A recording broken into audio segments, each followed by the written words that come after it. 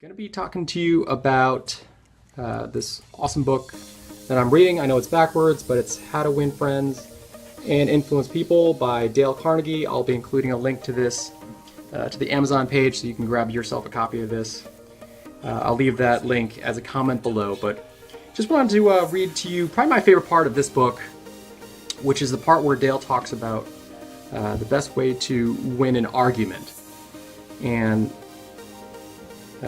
the best way to win an argument, as he'll talk to you about, is not necessarily to really win the argument. If someone says something that is obviously wrong, and he goes into a couple of examples in this, I was very surprised to learn what his solution is to winning that argument.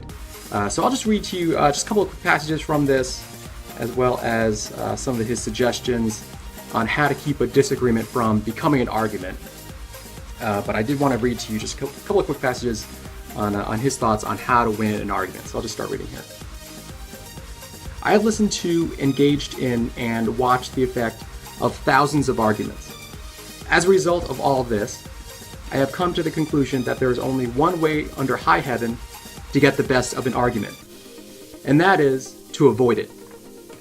Avoid it as you would rattlesnakes and earthquakes. 9 times out of 10, an argument ends with each of the contestants more firmly convinced than ever that he is absolutely right. You can't win an argument. You can't, because if you lose it, you lose it. And if you win it, you lose it. Why? Well, suppose you triumph over the other man and shoot his argument full of holes and prove that he is non compos mentis. Then what? You will feel fine, but what about him? You have made him feel inferior. You have hurt his pride. He will resent your triumph. And a man convinced against his will is of the same opinion still. And I'm just going to read to you some of the 8 suggestions that he lists here on how to keep a disagreement from becoming an argument. Number 1, welcome the disagreement. Remember the slogan, when 2 partners always agree, one of them is not necessary. If there is some point you haven't thought about, be thankful if it is brought to your attention. Perhaps this disagreement is your opportunity to be corrected before you make a serious mistake. Number 2, distrust your first instinctive impression. Our first natural reaction in a disagreeable situation is to be defensive. Be careful. Keep calm and watch out for your first reaction. It may be at your worst, not your best. Number 3, control your temper.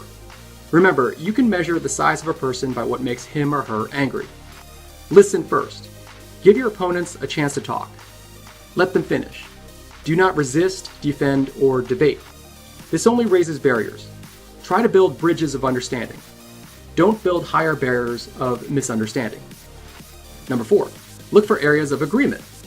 When you have heard your opponents out, dwell first on the points and areas on which you agree. Number 5, be honest. Look for areas where you can admit error and say so. Apologize for your mistakes. It will help disarm your opponents and reduce defensiveness. Number 6, promise to think over your opponent's ideas and study them carefully. And mean it. Your opponents may be right. It is a lot easier at this stage to agree to think about their points than to move rapidly ahead and find yourself in a position where your opponents can say, "We tried to tell you, but you wouldn't listen." Number 7, thank your opponents sincerely for their interest. Anyone who takes time to disagree with you is interested in the same things you are. Think of them as people who really want you to help you, and you may turn your opponents into friends. And number 8, postpone action to give both sides time to think through the problem. Suggest that a new meeting be held later that day or the next day, when all the facts may be brought to bear. In preparation for this meeting, ask yourself some hard questions. Could my opponents be right? Partly right?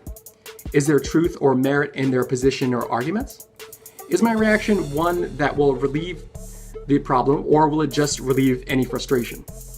Will my reaction drive my opponents further away or draw them closer to me? Will my reaction elevate the estimation good people have of me? Will I win or lose? What price will I have to pay if I win? If I'm quiet about it, will the disagreement blow over? Is this difficult situation an opportunity for me? And in closing, Dale Carnegie just closes with this quick little story.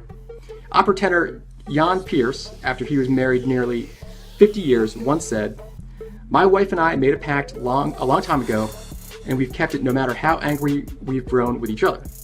When one yells, the other should listen. Because when two people yell, there's no communication, just noise and bad vibrations."